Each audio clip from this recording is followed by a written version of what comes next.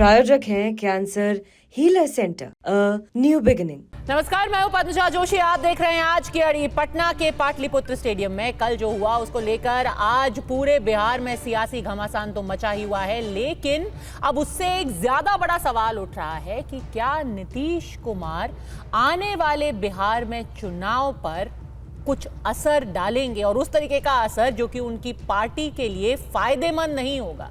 यही सबसे बड़ा सवाल है। सबसे पहले आपको ये बता देते हैं कि कल आखिर हुआ क्या जिसको लेकर के इतना बवाल मचा हुआ है। दरअसल पटना के पाटलिपुत्र स्टेडियम में सेपक टकराव विश्व कप 2025 का आयोजन हुआ था, जिसमें 20 देशों के 300 खिलाड़ी शामिल हुए थे। इसी टूर्नामेंट के उद्घाटन के लिए मुख्यमंत्री नीतीश कुमार पूरे लाव लश्कर के साथ पहुंचे हुए थे। औपचारिक अभिवादन के बाद राष्ट्रगान गाए जाने की घोषणा की गई। राष्ट्रगान के लिए सभी लोग अपनी अपनी जगह पर खड़े हो गए, लेकिन तभी नीतीश कुमार अपनी कुर्सी से उठकर मंच से ही उतरकर खिलाड़ियों से मिलने लगे।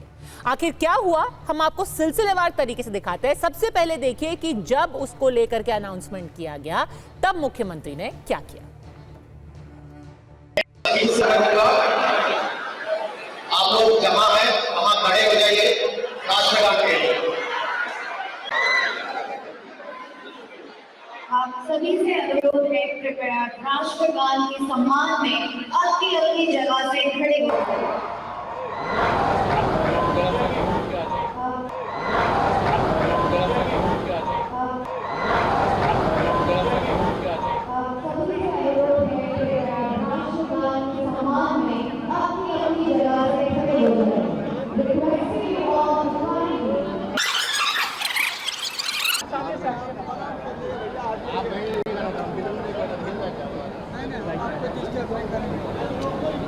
सर थोड़ा सा सामने।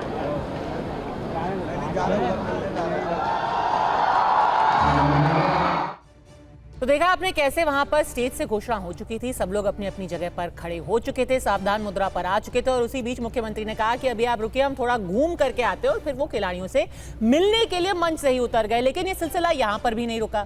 नीतीश बाबू फिर स्टेडियम का पूरा चक्कर लगा करके आए, और मंच पर जब वो वापस पहुंचे तो राष्ट्रगान शुरू हो गया। सब लोग अटेंशन पे खड़े हुए थे, लेकिन जहां एक तरफ सारे लोग सावधान मुद्रा में थे, वहीं नीतीश कुमार ने बीच में ही बातचीत शुरू कर दी।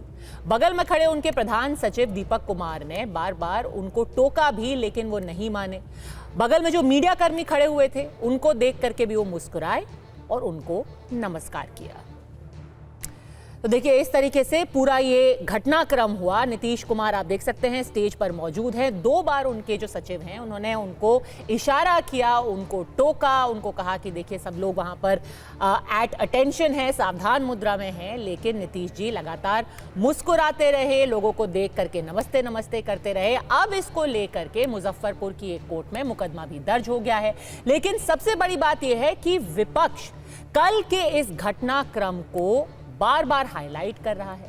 उन्होंने नीतीश कुमार पर आरोपी की झड़ी लगा दी। उन्होंने ये तो कहा ही कि आपने राष्ट्रगान का अपमान किया है, साथ ही साथ ये भी कहा कि क्या अब आप मुख्यमंत्री की गद्दी पर आसीन होने के लायक भी हैं? क्या आप सच में सरकार चला सकते हैं? क्या आप सच में अपनी पार्टी का नेतृत्व कर सकते हैं एक ऐसे वक्त पर जब चुनाव बेहद करीब है? या फिर अब उनको किसी और को अपनी जगह मुख्यमंत्री बना देना चाहिए?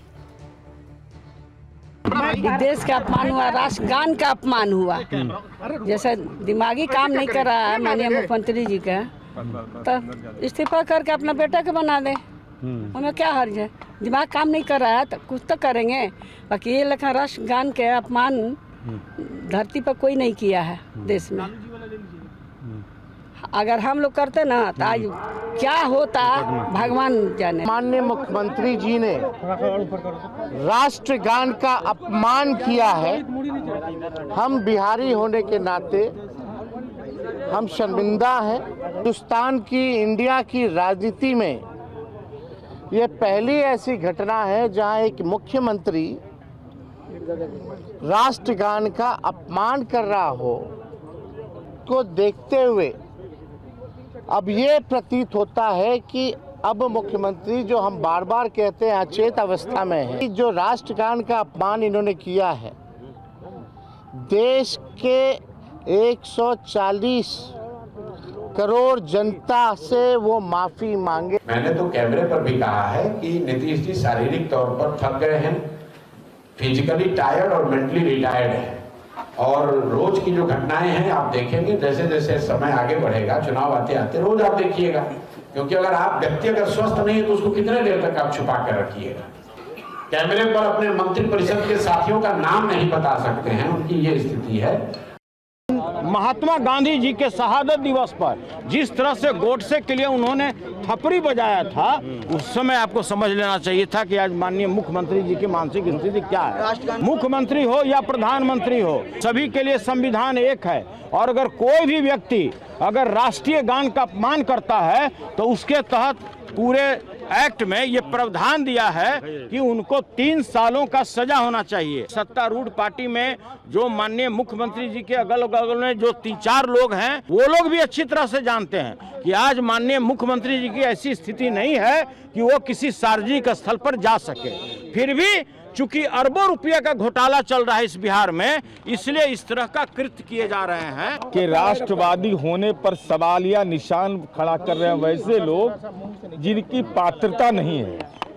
पात्रता इसलिए नहीं है कि वो सजा याफ्ता के परिवार हैं, परिवारवाद की पार्टी है। अरे आरजेडी के द्वारा कार्रवाई करने की बात की जा रही है तो आरजेडी कम से कम पहले यह कह दे कि सदन में जब राष्ट्रगान हो रहा था और उस समय जब विधायक बैठे हुए थे तो कार्रवाई के लिए मांग क्यों नहीं किए थे उस समय। नीतीश कुमार जी 100% स्वस्थ है, अस्वस्थ लालू जी है जिनका किडनी ट्रांसप्लांट हुआ है। सम्मान का विषय नहीं, मुख्यमंत्री जी के भी ध्यान में नहीं रहा, और इसको लेकर के पहले तो उनको कहिए कि मन मिजाज अगर जो राष्ट्रगान के प्रति इतना प्रेम झलक रहा है तो राष्ट्रद्रोहियों को टिकट देना बंद करिए, सदन में पहुंचाना बंद करिए और राष्ट्रगान पर शोर मचाएंगे।